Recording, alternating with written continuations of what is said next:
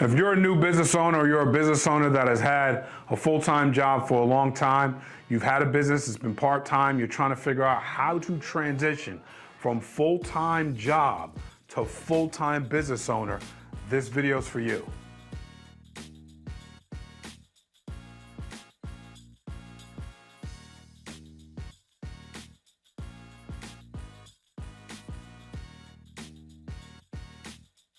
This is a question I get asked a lot. I've been dealing in businesses that I've sectored in part-time to full-time for a lot of my business career, where we take people, help people, try to get them situated in the business that we're offering them, the opportunity we're offering them, but we're asking them not to necessarily step out and quit their full-time job, because we want to make sure time, money, resource, all the things are in the right place before they leave one salary and try to go to an opportunity. So this is a poignant question for anybody in business, anyone who's trying to step out on a business venture. And so the first thing I'll ask you is, have you garnered interest in what it is you're trying to do? Do you have any data? Do you have any information that says people are interested in this, and if you are going to step out of your full-time job, that you will be able to survive? And that's important, I think. Now look, if your gut is just like, I can't do this anymore, wherever you are in life, and you're full-time, then you're gonna probably do it anyway. But if you're trying to be strategic, which is what this message is about, if you're trying to, make sure you don't move too fast, then this is something we wanna go through. So, have you garnered interest? What have you used for a mailing list? What have you used for a data list? What have you used to try to figure out whether or not people are interested? Have you cold called anybody? Have you figured out anything? Have you figured out a list that people are interested in the stuff that you're trying to sell, the opportunity you're trying to create? If it is a dog grooming business, do you have any dog grooming clients? Do you have any neighbors or people from your neighborhood that you are constantly on their list and they're bringing their dogs to you for you to groom? If that's the case, then you have some trail of revenue, right? We'll get into exactly the tipsy-topsy-turviness of revenue versus time, but right now, have you done anything? If you want to become a personal trainer and you are trying to bring clients into a gym you just became a trainer at, well, have you talked to anybody that's interested in coming to be a client? If you are a barber and you are trying to start up a new barbershop, most barbers are gonna ask you, do you have a clientele list? Most people who run a barbershop wanna know, who do you have? If you don't have anybody, how hard are you willing to hustle? Are you willing to stand out in front of the barbershop? Are you willing to go around the neighborhood and find out who is interested in getting a haircut by you? Because at the end of the day, what value do you bring in order for you to step out on faith? Now, when we talk about what have you garnered in interest? So let's go into the insurance business, which is a business I know very well. Everybody that I'm talking about, all types of people that are going to go to become a business owner, you only get paid when when value exchanges hands. Someone perceives value from you, then they'll pay you for it. If they don't perceive value, there's no money that exchanges hands. So there's no business. So a trail of revenue is something where someone perceives value and they pay you for it. And so what value are you bringing to the marketplace? If you are a full-time, if you're full-time right now in customer service, or you're full-time right now in IT, and you're trying to inch your way out of that into, let's just say, insurance, well, the only time you're gonna make money is if a client buys a policy. And so if you don't have leads, cold calling could be anybody that you know. Cold calling could be anybody from a list from ages 50 to 85. Cold calling could be, or cold knocking could be, being out in front of Panera Bread and waiting for people to walk by, or being out in front of Starbucks, or being inside Starbucks, or walking through Walmart. I don't know. Everybody's situation is different. How hungry are you? How much sense does it make to do that? But have you garnered any interest? Letter B. Have you developed a following in anything? Because a lot of people are very charismatic, or they have influencer genes, and they can go onto TikTok or Instagram and they could post something and people go, wow. And so Have you developed a following of people that are interested in what it is you're offering, the service or product that you're offering? And so when you're looking at this, some people have, super virality skills. They know how to be viral, and they know how to make videos viral, or they know how to get attention from people. And they're really good at captivating their market and making sure people are interested in what it is they have to say. Are you doing that? Are you doing that on any of the platforms? Are you doing this on Threads? Are you doing this on Twitter? Are you doing this on YouTube? Are you doing this on Facebook? Are you doing this on any platforms? Have you developed a community of people that are interested in anything you're doing? If you have that, then we want to now look at the monetization value or the potential monetization value so that we can figure out how we can offset full-time versus you stepping out of full-time. Have you rallied social media, right? Have you done anything with, when I run the C&D together, we're talking about potentially posting, we're talking about stories, we're talking about jumping into people's chats, jumping into people's conversations that are in the sector you're in. We're talking about running ads, whether you're running, ads on Meta, ads on TikTok. You kind of got to find your niche. Is everything you're doing organic? Are you running ads? Are people interested in the ads you're running? Because you might have a website that is DTC, direct to consumer, and you might have the ability to work your full-time job, run ads on the product that you're selling, and meet the demand without leaving your job. And so then it's like, okay, if I'm making $90,000 a year on my job and I am running ads and I'm making, $4,000 a month from the ads that I'm running, and I'm not following up, I'm not asking for referrals, I'm not doing all these things because I work a full-time job, maybe the $48,000 a year that I'm making running ads could increase if I just paid the ads more attention. Maybe the money that I'm making could increase by asking for referrals, asking for repeat business. Maybe it could increase by adding a customer service notch to what it is they're receiving from me when they receive the product. Maybe it could be a formalized note. Maybe it could be a special gift. Maybe it could be promotions that I run. Maybe it could be promotional ideas that I think about when I have more time. And so all we're trying to do is take time from one thing that's taking a lot of time that you may not be interested in doing all your life or long term, and take it into something you're more passionate about, where ideas and thoughts and creativity and execution starts to flow, which allows you the confidence to walk out full time. What are your sales? Do you have any sales? Sales are very important. They're probably one of the leading indicator of whether or not you should be making a move or not on your full-time job. Because if you don't have any sales, then there's no proof of concept. That means there's nobody people could talk all they want about their interests. I love it, I'm interested, it's amazing. If they didn't buy anything, I don't know about that. And so what is proof of concept? Have you developed sales? Has anybody shown monetary interest in what it is you have? And if you do have sales, then what we can do is we can start showing what kind of ladder that looks like. There's going to be a breaking point or cost of diminishing time point for your full-time job. There's gonna be a point where it's costing you to go in if you do this and you have this stuff. Letter F, a Kickstarter. Kickstarter is a fund. Have you put the product on Kickstarter? Have you tried to raise crowdfunding from anywhere, from the crowd? There's people that are interested in what you have and they are willing to put up some money to have a small percentage in the business. Or have you done any of that? Because that's also big. If you've raised a certain amount of money from Kickstarter, that's massive because it says that there's genuine interest in what it is you're doing.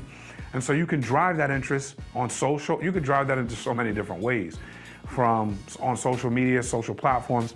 I'm a big let's capitalize on today's day and age, today's day and time, how to get attention through a lot of these social platforms. Find one or two that you love, that you really like, participating on the platform. You're on there, you like, consuming information on the platform. And so you also know everything about the platform, and you're gonna start now marketing on that platform. Or a platform that's brand new that you have the ability to go in, organically create a following because it hasn't been overrun yet with too many people, too much noise, too much information. All right, let's go to, let's flip the page here and let's go to number 2. The business demands are greater than the time you're allotting to your full-time. Listen, this happens. This happens all the time. It's how you leave your job. Are the business demands of what it is you have greater than the time you're allotting to your full-time? And so this looks like your phone won't stop ringing. Your text messages won't stop buzzing. Your email is flooded. You're trying to farm out to get stuff completed throughout the day. You're working a lot at night, after work hours. You're working a lot in the early morning to fulfill orders or to make sure that your customer service doesn't drop or fall, or to find independent contractors or find partners or talk to an administrative assistant that you hired part-time outside of your full-time to try to get this thing rolling. When you start looking at it, and time, resource, money is being allocated to the business and it's starting to diminish what you make at your full-time, then you have to start asking yourself, should I be doing this? It's a very similar conversation practically. When my wife and I had small children and she was working as a teacher. It's like, okay, she's gonna be a teacher. We're gonna send our kids to daycare. We send our kids to daycare. We, have to pay for daycare. Does her teacher's salary, is it enough to cover these 2 kids in daycare with the benefits? Like, let's take the full compensation package. Does this make sense to keep going here with these kids in daycare, or does it offset? Does it make more sense for my wife to handle the daycare as the mom of the kids who's going to connect with these kids better than any daycare ever would? Now, that story is different for everybody. Everybody's situation is completely different. But if you're dealing with that, you are having that conversation with your spouse, without a doubt. And so this is no different. All we're doing is looking at money. We're looking at the finance. We're saying, okay, if I do this and it looks like this, I don't know. But if I can get it to even out, I have a conversation. This is a debate. And once the business starts looking like this, then it's kind of like, okay, how much longer do I actually need this salary to make sure I can offset and do the thing? But I would never leave this too soon, because this might even be seed capital once this is starting to roll. So kind of figure out where you're at, figure out what makes sense, but you have to ask yourself this question. Because once the business demands get too great, then you kind of got to start negotiating with yourself no matter what. Number 3, you can't think of doing anything else. So this is what I was saying in the beginning. Sometimes you're just consumed by the thing you love, Sometimes, you can't even fix your mind on doing administrative work somewhere else, or trying to create somewhere else, or trying to create for someone else, or all the things, all the stuff. And so, you get in this place and you're like, this thing is just consuming me. I've got to go after this. You see this a lot with actors or singers or models, and they just give everything they have to their profession, and then they'll get like a bartending job or a waitressing or waiter job on the side. So their passion takes over everything, and then they have something to supplement the business. And so, but when we think about, and those people are essentially running their own business as a way to generate revenue, which is modeling, acting, or dancing, whatever it is, they're trying to make it. And so businesses comes in all different shapes, forms, and sizes. But when I think of this, I was in the mortgage business. I was tired of the mortgage business. Now, to be fair, the mortgage business was another you eat what you kill kind of deal. Most of my professional life has been like, hey, go get it. We're not offering you any type of salary. If you make it happen, you make money. If you don't, you don't. But I did have a rhythm with the mortgage business. I did have a process. I did have systems that I understood. I knew how to make a paycheck. Mortgage business was my job that I kept while I was trying to figure out anything and everything else. And so I stayed in that business a while, but it also did very well for me at one point. And then when, the subprime mortgage debacle took place in 2008, it was never really the same for me. And so there was time where, I found insurance and it started to consume me. I understood the business model. I understood the sales side. I understood the recruiting side. I understood, building people. And I was like, I don't know. I already decided I wasn't going to do mortgages. I already decided I didn't want to do that anymore. And so, it became like sometimes you're in a place where you're only making money with the time you allot to something. So this is more for my 1099 people. You're only making money.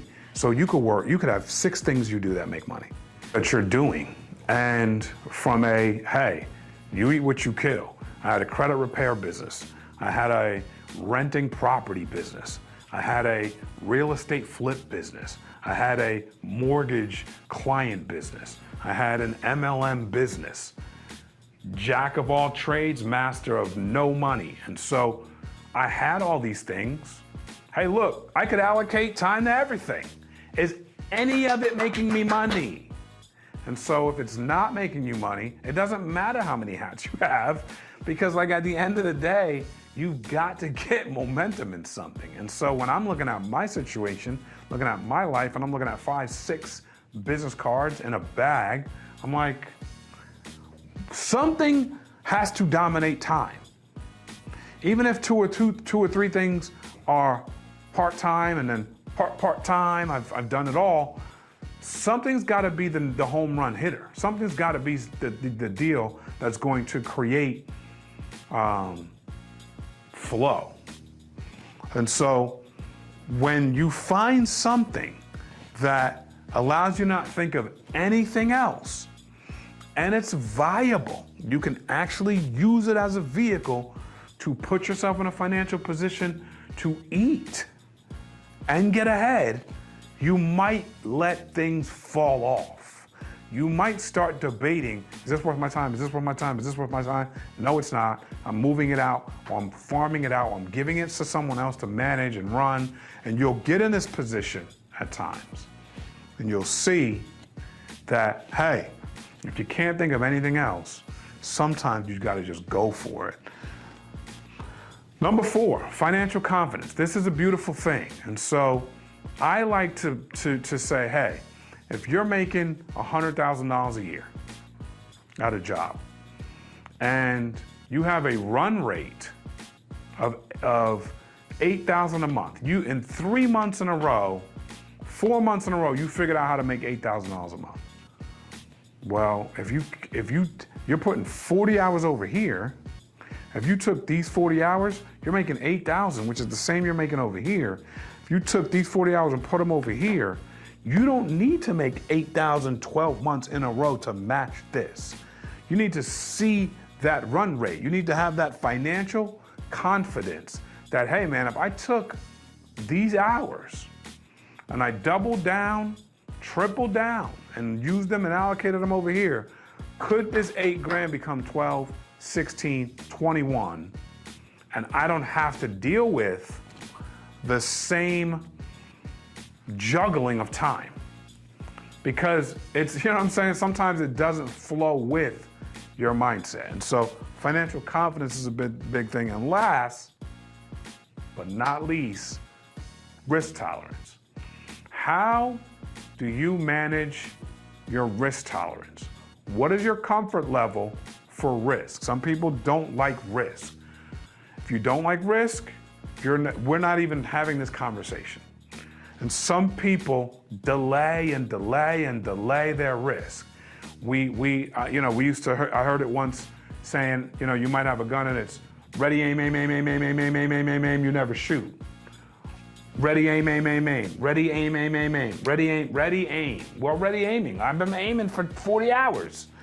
It's when are we gonna shoot? When are we gonna pull the trigger? When are we gonna look at this thing and go, all right, I can do this thing. I can move forward. I'm not afraid to make my move, okay? And so what is your risk tolerance? Sometimes you're making, we talk about financial confidence, sometimes you're making 10K at the business. You're making 8K a month at your job, but you won't leave your, you don't see, you're still, it's 18,000 all day. But when you look at it, you see fear, you see risk, you see, I could do this thing half sleep, this job. And this one, I just don't want the bottom to fall out. I want to make sure this gets to 30,000 a month before I leave this. Okay, I'm not telling you what to do. I'm saying the faster you can understand some of these points that we're going through, the faster you can have a grip on how you're going to kind of exit your full-time and get into business full-time, which hopefully is not just to have a business. Hopefully it's to go after your passions, your dreams, and make a difference in the world. This kind of content, there's multiple people in this world struggling with the idea of full-time job, full-time business. All we want to do is try to come alongside you, give you some keys, some tools to help you make this decision better, to help you make this decision quicker, to help you get to your passions and dreams faster. Comment, let's talk about it. Have you done this? Have you left a job and started a business full time? Did you do it cold turkey? Did you do it on dreams and passions? Did you do it on strategy like we talked about here? Talk to me. Do you agree? Do you disagree? I'm in. Let's have the conversation. Please subscribe to the channel. We love you. Thank you for the support. It only means something if we can reach people. We want to keep providing value. God bless you. We love you.